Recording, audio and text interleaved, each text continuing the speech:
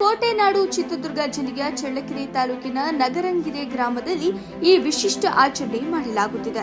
ಈ ಗ್ರಾಮದ ಜನರು 5 ವರ್ಷಕ್ಕೊಮ್ಮೆ ಗ್ರಾಮ ದೇವತೆ ಶೂನ್ಯದ ಮಾರಮ್ಮ ಜಾತ್ರೆ ಮಾಡುತ್ತಿರುತ್ತಾರೆ. ಜನವರಿ 12ರಿಂದ 17ರವರೆಗೆ ಬುಡಕಟ್ಟು ಸಂಸ್ಕೃತಿಯ ಉತ್ಸವ ನಡೆಯಲಿದೆ. ಅದಕ್ಕೂ ಮುನ್ನ 3 ದಿನಗಳ ಕಾಲ ಗ್ರಾಮದ ಪ್ರತಿ ದಿಕ್ಕಿನ ಮಾರ್ಗಗಳಿಗೂ ಕಳ್ಳೆ ಮುಳ್ಳು ಬೇಲಿ ಹಾಕಿ ಗ್ರಾಮಕ್ಕೆ ಬೇರೆ ಯಾರೂ ಬಾರದಂತೆ ದಿಗ್ಬಂಧನ ಹಾಕುತ್ತಾರೆ.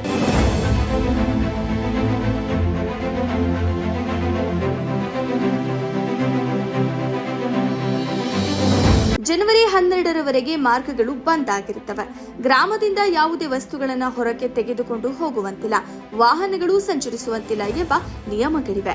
ಉತ್ಸವದ ಸಂದರ್ಭದಲ್ಲಿ ಆರೋಗ್ಯ, ಶಾಂತಿ, ಸುವ್ಯವಸ್ಥೆ ಮತ್ತು ದೈವ ಭಾವನೆ ನೆಮ್ಮದಿಗಾಗಿ ಈ ಆಚರಣೆ ಜಾರಿಯಲ್ಲಿದೆ. ಯಾರೂ ಹೊರಗೆ ಒಳಗೆ ಬರುವಂತಿಲ್ಲ.